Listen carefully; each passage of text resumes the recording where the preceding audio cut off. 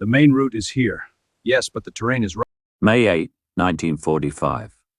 Victory in Europe Day. Germany had surrendered. The war was over. Allied forces celebrated across Europe. General George S. Patton sat in his command post in Czechoslovakia, studying maps of Central Europe. The war might be over, but Patton saw another conflict beginning. The Soviets were consolidating control over Eastern Europe, and Patton had a plan to complicate that.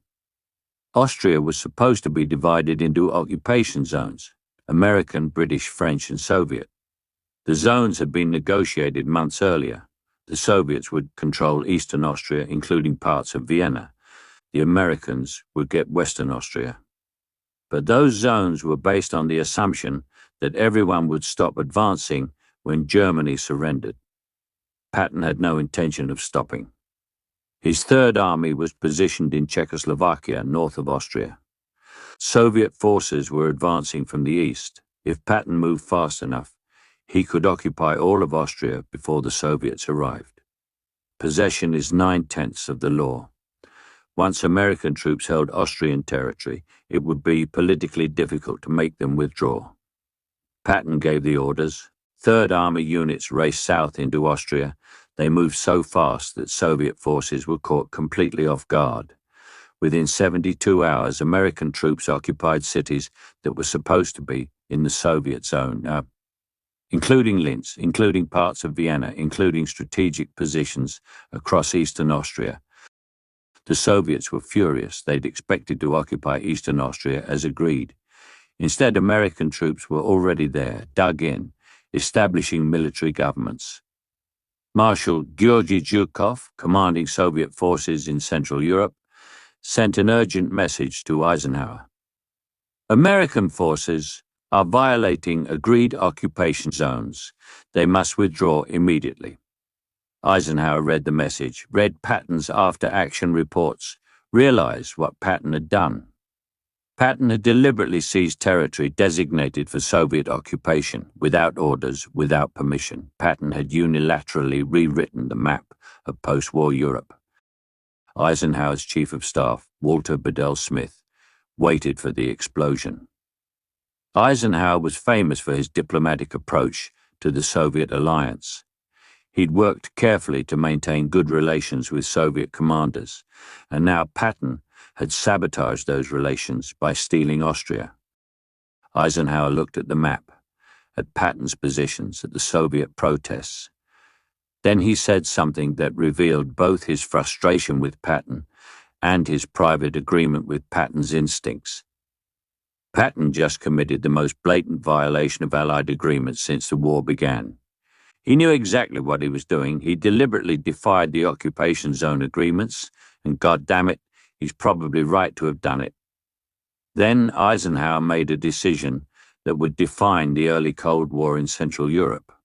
A decision that would save Austria from Soviet domination, but would require Eisenhower to execute the most delicate political maneuver of his career. This is the story of how Patton stole Austria from the Russians, how Eisenhower simultaneously condemned and protected him, and how one general's insubordination may have saved a nation from communist control, while nearly triggering World War III before World War II even ended. The Yalta Agreement, dividing Europe. To understand what Patton did, you need to understand what had been agreed. February 1945, Yalta Conference. Roosevelt, Churchill, and Stalin met to plan post-war Europe. Germany would be divided into 4 occupation zones: American, British, French, and Soviet. Berlin, though deep in the Soviet zone, would also be divided into 4 sectors. Austria would receive similar treatment. 4 occupation zones, Vienna divided among the 4 powers. The zones were carefully negotiated. The Soviets wanted maximum territory in exchange for their casualties, over 20 million Soviet citizens dead in the war. The Western Allies wanted to maintain influence in Central Europe. The agreed Austrian zones. Soviet zone, Eastern Austria, including Lower Austria, Burgenland, and parts of Styria. This included much of Vienna and the approaches from Hungary and Czechoslovakia. American Zone, Upper Austria, Salzburg, strategic position controlling approaches from Germany and Italy. British Zone, Styria, Carinthia, Southern Austria bordering Yugoslavia. French Zone, Tyrol and Vorarlberg, Western Austria bordering Switzerland.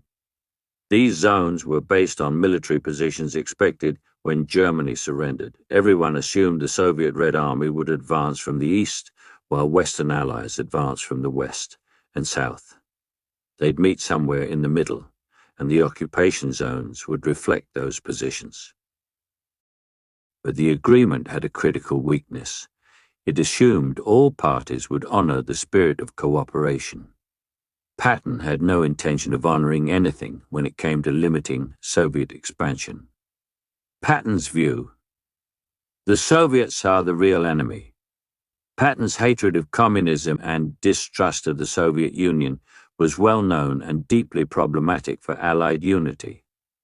He'd been saying since 1943 that the Soviets were the real enemy. He believed defeating Germany only to let the Soviets dominate Eastern Europe was trading one totalitarian threat for another. His comments to journalists and staff officers were inflammatory. We fought the wrong enemy. We should have kept going and driven the Russians back to Moscow. The Soviet Union is a greater threat to Western civilization than Germany ever was. Stalin is a bigger butcher than Hitler. We just allied with one monster to defeat another. Eisenhower repeatedly reprimanded Patton for these comments. They undermined Allied unity. They created diplomatic problems. They suggested the United States might turn on its Soviet ally. But Patton didn't care about diplomacy. He cared about strategy. And strategically, he believed allowing the Soviet Union to occupy Eastern Europe was a catastrophic mistake. By April 1945, Patton's concerns seemed prescient. Soviet forces occupying Poland, Romania, Bulgaria, and Hungary were installing communist governments. Political opponents were being arrested or killed. The Soviets weren't liberating Eastern Europe. They were conquering it. Patton watched this happen and became increasingly vocal about the need to limit Soviet expansion. When he saw the agreed Austrian occupation zones, he made a decision. The agreement was a piece of paper. Possession was reality. If American forces occupied Austria before the Soviets arrived, the zones could be renegotiated from a position of strength. He began planning. April 1945. Patton positions his forces. In late April 1945, Patton's Third Army was advancing through Bavaria toward the Czech border. Official orders were to stop at the Czech border and wait for Soviet forces to occupy Czechoslovakia as agreed. Patton delayed following those orders. He advanced into Czechoslovakia, claiming he was pursuing retreating German forces. He captured Pilsen. His forward units reached within 50 miles of Prague. Eisenhower ordered him to halt. The Czechs were in the Soviet sphere of influence. American forces couldn't occupy Prague without violating agreements with Stalin. Patton complied, reluctantly, but while halting in Czechoslovakia, he positioned his forces perfectly for the next phase of his plan. Third Army units were poised north of Austria. The Enns River, designated as the boundary between American and Soviet zones in Austria, was within easy reach. If Patton moved fast when Germany surrendered, he could occupy eastern Austria before Soviet forces arrived. This wasn't accidental. Patton was deliberately positioning forces to seize territory beyond what was agreed. His staff officers understood what he was planning. Some were uncomfortable with the blatant violation of Allied agreements. Others supported Patton's strategic vision, better to occupy ground and negotiate later than allow the Soviets to establish facts on the ground. Patton held planning sessions with his division commanders. The official purpose was security operations in the immediate post-surrender period. The actual purpose was planning the seizure of Austria. May 7, 1945. Germany surrendered unconditionally. The war in Europe was officially over. Patton's forces moved within hours. May 8, 10, 1945. The dash for Austria. The speed of Patton's advance into Austria was stunning even by Third Army standards.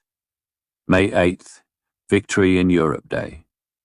While American forces across Europe celebrated, Third Army units crossed into Austria. Not cautiously, at full speed, tank columns, mechanized infantry, moving faster than they had during active combat operations. The Whampton Corps drove south from Czechoslovakia. Target, Linz, Austria's third largest city, located east of the agreed American-Soviet boundary. The XX Corps advanced towards the Enns River, the designated border between American and Soviet zones. The advance was coordinated like a combat operation. Patton wasn't mopping up or accepting surrenders. This was a deliberate military operation to seize and hold territory. May 9th. American forces occupied Linz, 60 miles inside what was supposed to be the Soviet zone.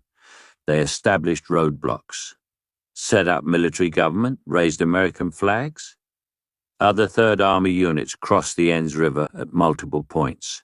They occupied towns and strategic positions throughout eastern Austria. Local Austrians were confused, but generally welcoming.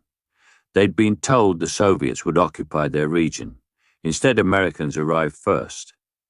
Given the choice between American and Soviet occupation, most Austrians strongly preferred the Americans. Third Army units established defensive positions along the Enns River, facing east, where Soviet forces were approaching. May 10th. Third Army units reached the outskirts of Vienna. The city was supposed to be divided among all four powers, but Soviet forces had already occupied most of it. American units established positions in western Vienna, in sectors that were technically designated for joint occupation, but which the Soviets expected to control alone. By May 10th, 3 days after Germany's surrender, Patton controlled large portions of Austria that were supposed to be in the Soviet zone. The Soviets were just arriving from the east. They expected to occupy eastern Austria as agreed. Instead, they found American troops already in position. The Soviet reaction, Zhukov's fury. Marshal Georgy Zhukov commanded Soviet forces in Central Europe. He'd led the final assault on Berlin. He'd accepted Germany's surrender. He was a hero of the Soviet Union and personally close to Stalin. When Zhukov learned that American forces had occupied Linz and crossed the Enns River into the Soviet zone, he was furious. May 10th, Zhukov sent an urgent message to Eisenhower. American forces have advanced beyond the agreed demarcation lines in Austria. They are occupying territory designated for Soviet administration. This is a violation of the Yalta agreements and the spirit of Allied cooperation. I request immediate withdrawal of American forces to the agreed boundaries. The message was diplomatic in language but clear in intent. Get your troops out of our zone. Now. Zhukov also sent a message to Stalin in Moscow. Americans are attempting to occupy Austrian territory designated for the Soviet Union. Recommend we protest strongly and demand withdrawal. Stalin's response was immediate and harsh. This is unacceptable. The Americans agreed to the Austrian zones. They must honor their agreements. Inform Eisenhower that continued violation will have serious consequences for Allied relations. Soviet forces approaching from the east halted. Instead of continuing their advance to occupy their designated zone, they formed defensive positions facing the American units. Within days of Germany's surrender, American and Soviet forces were in a military standoff in Austria, tanks facing each other. Infantry in defensive positions, both sides armed and ready. This was exactly the situation that could trigger World War III. Eisenhower's dilemma, the impossible choice. Eisenhower received Zhukov's message on May 10th. He immediately requested detailed reports from Third Army. Patton's response was characteristically unapologetic. Third Army has occupied strategic positions in Austria to ensure security and prevent disorder during the transition period. Local populations have welcomed American forces. We are establishing military governments and maintaining order. Our positions are defensible and secure. Translation: we're here, we're staying, deal with it. Eisenhower faced an impossible choice. Option 1, order Patton to withdraw. This would honor the Yalta agreements, maintain good relations with the Soviets, prevent a potential military confrontation.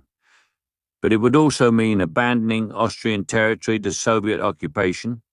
It would mean allowing the Soviets to consolidate control over Eastern Europe unchallenged. And it would validate Stalin's aggressive approach to occupation zones. Option 2, support Patton's position. This would maintain American control over Austrian territory, prevent Soviet domination of Austria, demonstrate that the United States wouldn't passively accept Soviet expansion. But it would violate explicit agreements made at Yalta.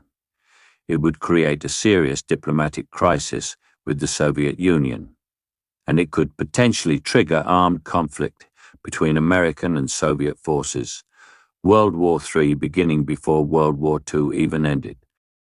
Option 3, negotiate. Use Patton's occupation as a bargaining chip. Offer to withdraw from some positions in exchange for Soviet concessions elsewhere. Renegotiate the occupation zones based on current military positions. This preserves some American presence, maintained some leverage, but required skillful diplomacy. Eisenhower chose option 3, but first, he had to manage Patton. Eisenhower's private response to Patton. May 11th, Eisenhower called Patton to Supreme Headquarters for a private meeting. What was said in that room was never officially recorded, but multiple sources, Eisenhower's staff, Patton's diary, and post-war memoirs, give us the essence of the conversation. Eisenhower started calmly. George, the Soviets are demanding you withdraw from Austria immediately. They're claiming you violated the Yalta agreements, which you did. Patton's response was defiant. The Yalta agreements were made by politicians who don't understand the Soviet threat. I'm not letting Stalin occupy Austria without a fight. This isn't your decision to make, Eisenhower said, his voice rising. We have agreements. Allies have to honor agreements even when they disagree with them. You don't get to unilaterally change post-war occupation zones. With respect, Ike, someone has to change them. The Soviets are installing communist governments everywhere they occupy. They're arresting political opponents. They're creating a Soviet empire in Eastern Europe. If we give them Austria, they'll do the same thing there. Eisenhower paced the room. You think I don't see that? You think I'm naive about Stalin's intentions? Then why are we honoring agreements Stalin is already violating everywhere else? Patton demanded. Because, Eisenhower said, if we tear up agreements, we have no basis for complaining when they do the same thing. We lose all moral authority. We validate their behavior. Patton shook his head. The Soviets don't care about moral authority. They care about power. We have American troops in Austria. That's power. We should keep them there. Eisenhower sat down, rubbed his face. Then he said something revealing. George, I agree with you about the Soviet threat. I agree that Austria under Soviet control would be a disaster. I even agree that your instinct to occupy ground and negotiate later is strategically sound. But I can't publicly support you violating explicit agreements. It would create a political crisis that could destroy the alliance and potentially start another war. Patton started to respond. Eisenhower cut him off. Here's what's going to happen. You're going to withdraw from some positions, enough that I can tell Zhukov we're honoring the agreements in principle. But you're going to keep positions in places where we have legitimate arguments for staying. and you're going to do it slowly, while I negotiate with the Soviets." "You're going to let me keep some of Austria?" Patton asked, surprised. "I'm going to use the fact that you already occupy it as leverage to renegotiate the zones," Eisenhower said. "But officially, I'm ordering you to comply with Yalta. Publicly, you're the rogue general who overstepped. Privately, you're buying me negotiating room." Patton understood. "So I'm the bad cop and you're the good cop?" "Exactly," Eisenhower said. "And George?" This conversation never happened. "Officially, I'm furious with you for violating orders and creating a diplomatic crisis." "Understood," Patton said. Then Eisenhower added, "But George, I mean it, don't push this further. Don't occupy Vienna, don't cross any more boundaries. What you've done is already pushing the limits of what I can politically manage. If you go further, I won't be able to protect you." Patton saluted and left. He'd gotten what he wanted: tacit approval to maintain some American presence in Austria beyond the agreed zones. Eisenhower sat alone in his office, knowing he was about to engage in the most delicate diplomatic negotiations of his career. Eisenhower's public statement, condemnation. May 12th, Eisenhower issued a public statement. "It has come to my attention that elements of Third Army have advanced beyond agreed occupation boundaries in Austria. These movements were not authorized and do not reflect United States policy regarding occupation zones. I have ordered Third Army to comply with the Yalta agreements and withdraw to designated American zones. The United States remains committed to honoring all agreements made with our Soviet allies." The statement was carefully crafted. It condemned Patton's actions, satisfying Soviet demands for acknowledgement. It promised withdrawal, satisfying the letter of Soviet demands. But it didn't specify when withdrawal would occur or from which specific positions. It gave Eisenhower room to negotiate. The Soviet response was to demand immediate and complete withdrawal. Eisenhower responded that withdrawal would occur in an orderly manner consistent with security requirements. This meant, "We'll withdraw when we're ready, if we're ready." The diplomatic dance had begun. The negotiations Eisenhower versus Zhukov. May 13th through May 20th, Eisenhower engaged in intense negotiations with Marshal Zhukov. The negotiations revealed fundamental differences in American and Soviet approaches. Soviet position. The Yalta agreements are clear and binding. American forces must withdraw immediately to agreed boundaries. Any delay is a violation of Allied agreements and a sign of bad faith. American position. The Yalta agreements are guidelines based on expected military positions. Actual military positions at war's end should be considered. Occupation zones should reflect current reality, not theoretical boundaries drawn months earlier. Eisenhower used several arguments to justify maintaining some American positions. Security argument: American forces needed to occupy certain positions to maintain order and prevent disorder during the transition period. Immediate withdrawal could create power vacuums. Humanitarian argument: local populations preferred American occupation. Forcing American withdrawal against the wishes of local Austrians would be problematic. Technical argument: the Enns River boundary was unclear in some areas. American forces were occupying territory that could be interpreted as being within the American zone depending on how you read the maps. Quid pro quo argument: the Soviets were occupying positions in Berlin that were technically in Western sectors. If the Soviets wanted Americans to withdraw from Austria, perhaps they should withdraw from Berlin positions first. Zhukov rejected all of these arguments. The agreements were clear: Americans must withdraw. But Zhukov also understood political reality. American troops physically occupied Austrian territory. Forcing them out would require military action, Soviet forces attacking American forces. That would start World War III. so Zhukov negotiated while maintaining pressure. The compromise: revised occupation zones. By late May, Eisenhower and Zhukov reached a compromise, though neither called it that publicly. American forces would withdraw from Linz, the most egregious violation of the Yalta agreements. Linz was clearly within the Soviet zone, and maintaining American occupation there was politically indefensible. American forces would withdraw from most positions east of the Enns River, honoring the basic boundary agreed at Yalta. But American forces would maintain positions in certain disputed areas where the boundaries were unclear, and Vienna would be jointly occupied exactly as planned, with American forces maintaining a presence equal to the Soviets in the city itself. And the timing of withdrawals would be gradual, allowing Eisenhower to claim he was acting responsibly rather than being forced out.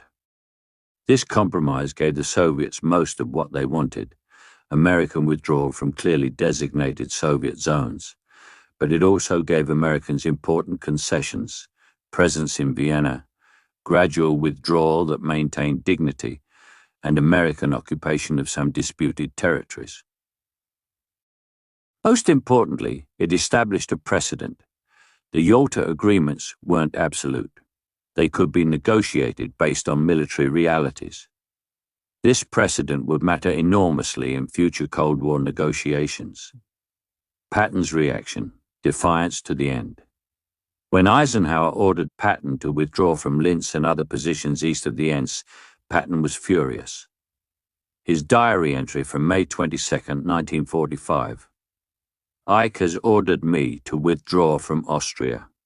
We're giving the Soviets control over territory we occupied fairly. This is a betrayal of the Austrians who welcomed us. It's a strategic mistake of the First Order. The Soviets will turn Austria into another Soviet satellite unless we maintain a strong presence. I'm complying with orders because I'm a soldier, but I want it on record that I believe this withdrawal is wrong. We should be pushing the Soviets back, not accommodating their expansion." Patton complied with withdrawal orders, but as slowly as possible. Units that could have withdrawn in days took weeks. Equipment that could have been moved quickly was moved methodically. Patton was buying time, hoping political circumstances might change and allow American forces to reoccupy the positions. They didn't. By early June, American forces had withdrawn to the agreed zones. But Patton's initial occupation had accomplished several important things. First, it demonstrated that the United States wouldn't passively accept Soviet occupation of every square mile of agreed territory. It showed willingness to challenge Soviet expansion. Second, it gave Eisenhower leverage in negotiations. The Soviets had to make concessions to get American withdrawal. Third, it established American presence in Vienna on more favorable terms than might have otherwise been negotiated. Fourth, it created uncertainty in Soviet planning. Stalin couldn't assume Western allies would always honor agreements if those agreements favored Soviet expansion. Patton's unauthorized occupation was insubordination. It violated explicit agreements. It created a diplomatic crisis. It also may have saved Austria from becoming a Soviet satellite state. The long-term impact: Austria's independence. To understand why Patton's actions mattered, look at what happened to Austria versus what happened to other countries in the Soviet sphere. Countries fully occupied by Soviet forces: Poland, Hungary, Czechoslovakia, Romania, Bulgaria, East Germany, all became communist dictatorships controlled from Moscow, political opponents arrested or killed, elections rigged, economies centrally planned, basic freedoms eliminated. These countries remained under Soviet control until the Cold War ended in 1989 to 1991. 40-plus years of communist dictatorship. Austria, jointly occupied by American, British, French, and Soviet forces. Competition among occupying powers prevented any single power from dominating. Austrian politicians could play powers against each other. By 1955, Austria negotiated the Austrian State Treaty. All occupying forces withdrew. Austria became neutral, not aligned with either NATO or the Warsaw Pact. Austria remained democratic, capitalist, and free throughout the Cold War. Why did Austria escape Soviet domination when Czechoslovakia, Hungary, and Poland didn't? Primarily because Western powers maintained strong presence in Austria. The American, British, and French occupation prevented the Soviets from installing a communist government. And why did Western powers maintain that strong presence? Partly because Patton's initial occupation created facts on the ground that strengthened Western negotiating positions. If American forces hadn't occupied Vienna and disputed territories, the Soviets might have dominated occupation zones from the start. Patton's unauthorized operation didn't solely save Austria. British and French actions mattered too. But his aggressive occupation helped establish the Western presence that ultimately prevented Soviet domination. Eisenhower's verdict, public vs. private. Publicly, Eisenhower maintained that Patton had violated orders and created unnecessary diplomatic complications. In his memoir, Crusade in Europe, Eisenhower wrote, "Some field commanders were overly aggressive in occupying territory beyond agreed boundaries. This created diplomatic difficulties that required careful management to maintain Allied unity. Diplomatic language for, Patton screwed up and I had to fix it." But privately, Eisenhower's assessment was different. In conversations with his staff, recorded in various memoirs and diaries, Patton understood the Soviet threat better than most politicians. His instinct to occupy ground and establish facts before negotiating was sound. I couldn't publicly support him because it would destroy Allied unity, but privately, I'm glad he did it. To General Omar Bradley, Patton's worst qualities, his insubordination, his refusal to follow orders he disagreed with, his tendency to act first and ask permission later, were exactly what we needed in Austria. Someone had to challenge Soviet expansion. Patton did it. To British Field Marshal Bernard Montgomery, who hated Patton, Montgomery, I know you think Patton is a reckless cowboy, but that reckless cowboy just prevented Austria from becoming a Soviet satellite. His methods were wrong, his instincts were right. Years later, after both Eisenhower and Patton were dead, Eisenhower's son John asked his father about the Austria incident. Eisenhower's response was candid. "Your question is whether I approved of what Patton did in Austria. Officially, no.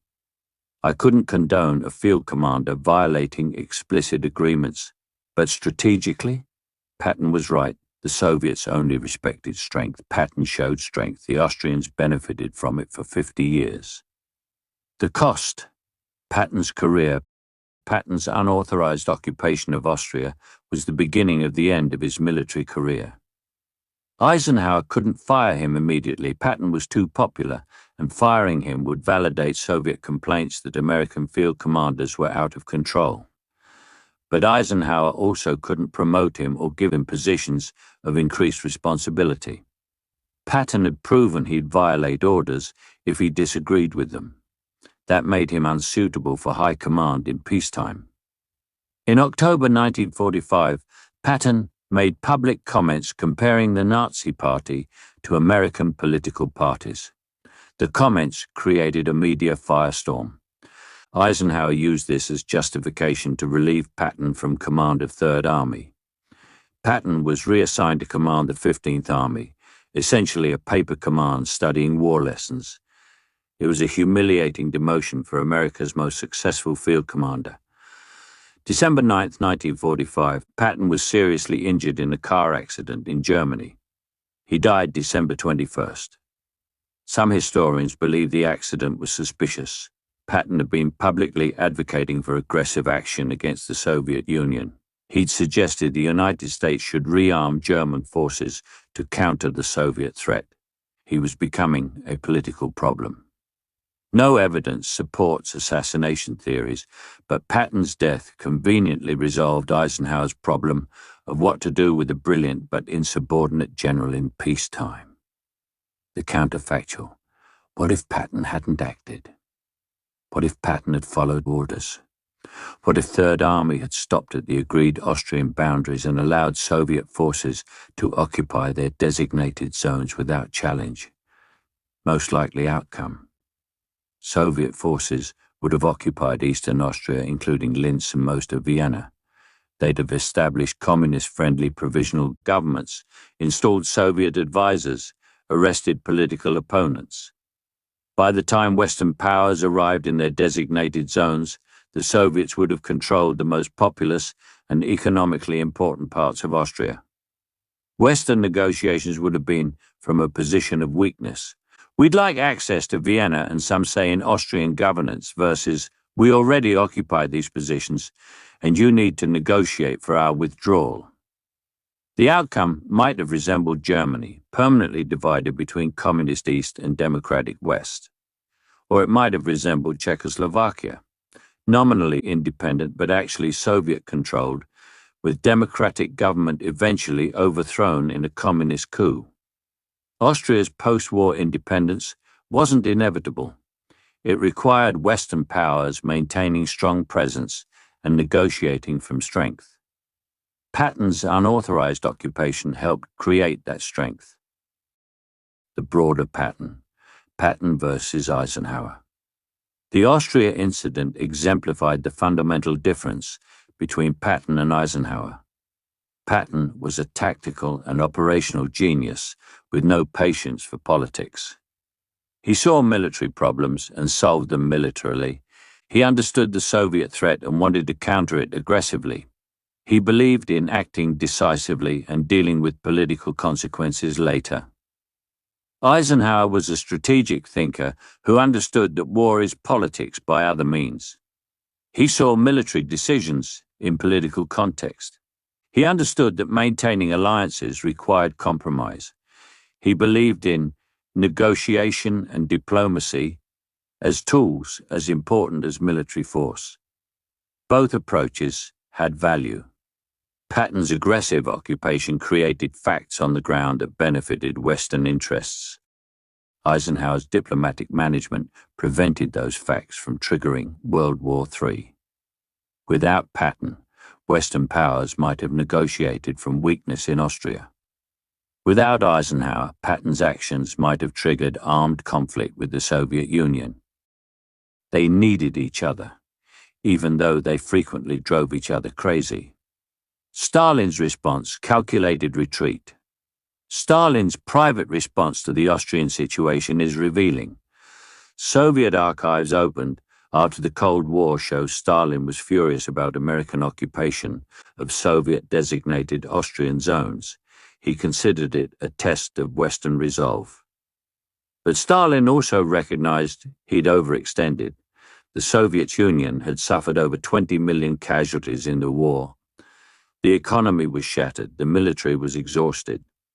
Starting World War III over Austrian occupation zones wasn't worth the cost. Stalin ordered Zhukov to negotiate but maintain pressure. Accept gradual American withdrawal rather than forcing immediate confrontation. Establish Soviet control over what they could get rather than risking everything to get what was promised. This was pragmatic calculation. Stalin would dominate Poland, Hungary, Czechoslovakia, Romania, Bulgaria, and East Germany. These were more important strategically than Austria. If maintaining Soviet control over those countries meant compromising on Austria, it was an acceptable trade. But Stalin also noted which American commanders were willing to challenge Soviet expansion. Patton was identified as a particular threat, a general who understood Soviet intentions and was willing to act against them. Soviet intelligence was ordered to monitor Patton closely. Some historians believe the Soviets would have attempted to eliminate Patton if he'd remained in a position of authority during the early Cold War. His death in December 1945 eliminated that threat. The historical debate: was Patton right? Historians remain divided on whether Patton's unauthorized occupation of Austria was justified. Arguments supporting Patton. Austria remained free because Western powers maintained strong presence. Patton's occupation established that presence. The Soviets only respected strength. Challenging their expansion demonstrated Western resolve. Yalta agreements were being violated by the Soviets everywhere else. Adhering to agreements while the Soviets ignored them was strategic foolishness. Occupation zones should reflect military realities, not theoretical agreements made before the war ended. Arguments criticizing Patton. Violating explicit agreements undermined the entire post-war order. If everyone ignored agreements, chaos resulted. Patton's actions created serious risk of armed conflict between American and Soviet forces.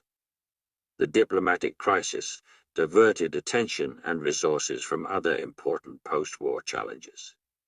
Patton had no authority to make unilateral strategic decisions affecting post-war Europe. The balanced assessment. Patton was right about the strategic threat. The Soviets were establishing communist dictatorships throughout Eastern Europe. Austria would have suffered the same fate without Western resistance. But Patton was wrong to act unilaterally. He violated orders and agreements. He created risks he wasn't authorized to take. The best outcome required both Patton and Eisenhower. Patton's aggressive occupation created leverage. Eisenhower's diplomatic skill used that leverage without triggering catastrophic conflict. Neither approach alone would have worked. Together they saved Austria. What Eisenhower really said, the full picture. So what did Eisenhower actually say when Patton stole Austria from the Russians? Multiple things at different times to different audiences. Publicly, Third Army exceeded authorized boundaries. This was not approved and does not reflect United States policy. Withdrawal will occur in accordance with agreements. To Patton privately, you violated agreements and created a diplomatic crisis. I can't publicly support you, but use what you've occupied as leverage while I negotiate. To his staff, Patton committed blatant insubordination, and he's probably right to have done it. My job is preventing his insubordination from starting World War III. To Soviet commanders, this was unauthorized and will be corrected. Please be patient while we implement orderly withdrawal consistent with security requirements. Translation: we'll leave when we're ready, not when you demand. To Churchill, Patton has occupied Austrian territory beyond agreed boundaries. I'm managing the situation. The Soviets are protesting, but won't force the issue militarily. Years later, privately, Patton understood the Soviet threat better than most politicians. His instinct to establish facts on the ground before negotiating was sound. I couldn't support him publicly, but I'm glad he did it. The complete picture is complex. Eisenhower condemned Patton's insubordination because he had to maintain discipline and honor agreements. But Eisenhower also protected Patton's achievement by negotiating gradual withdrawal that preserved Western interests. Eisenhower was simultaneously the disciplinarian punishing insubordination and the strategist exploiting the advantages that insubordination created. This was leadership at the highest level. Managing competing priorities, balancing principles against pragmatism, maintaining alliances while protecting national interests. The lesson: when insubordination serves strategy. The Austria incident raises uncomfortable questions about military discipline and strategic judgment. When is it acceptable for field commanders to violate orders? When should strategic considerations override explicit agreements? How do you balance alliance commitments against national interests? The traditional military answer is clear: never violate orders. Discipline requires obedience. Insubordination undermines command authority. But the Austria case suggests the answer is more complex. Patton violated orders and agreements. By traditional standards, he should have been court-martialed. But his violations served strategic interests. Austria benefited from Western presence that Patton's occupation helped establish. Eisenhower's genius was managing this contradiction. He condemned Patton's methods while exploiting Patton's achievements. He maintained discipline while preserving strategic gains. Modern military doctrine still struggles with this balance. When 9/11s happened, field commanders needed initiative to respond quickly. Some exceeded their authorities. Were they insubordinate or appropriately responsive? When local commanders make deals with enemy forces that contradict strategic policy, are they being pragmatic or insubordinate?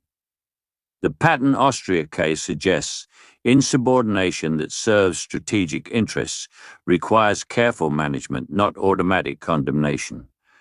But it also requires leaders like Eisenhower who can exploit tactical gains while managing strategic risks. Not every insubordinate general is Patton.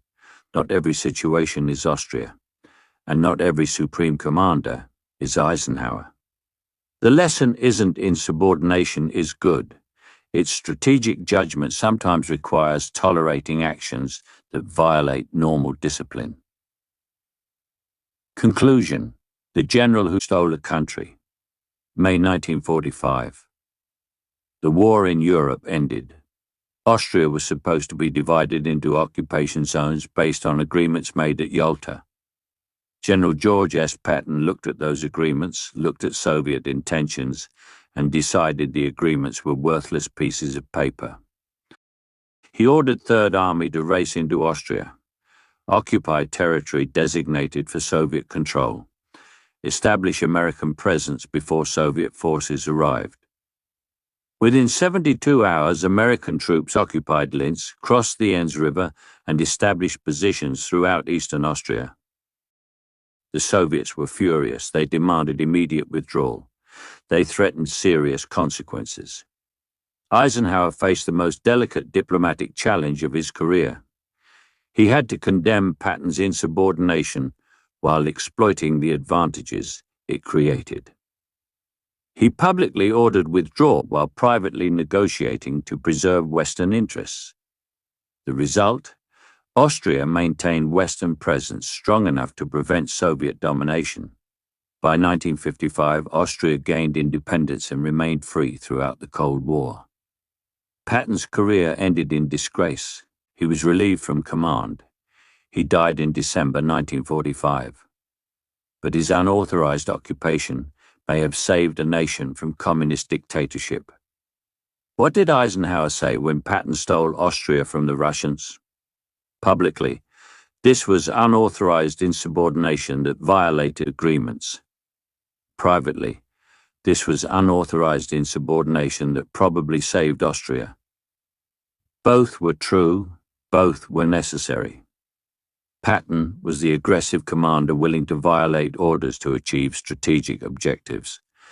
Eisenhower was the diplomatic genius who managed the consequences of that aggression.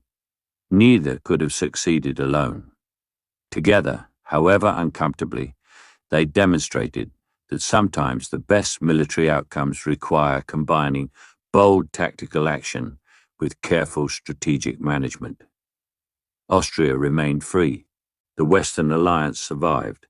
The Cold War began with Western powers demonstrating they wouldn't passively accept Soviet expansion, all because one general looked at occupation zone agreements and decided possession was more important than paper, and because one supreme commander knew how to simultaneously condemn and exploit that decision. That's not just military history. That's leadership at the highest level, managing the impossible contradiction of maintaining discipline while tolerating necessary insubordination. Eisenhower did it, and Austria benefited for 50 years.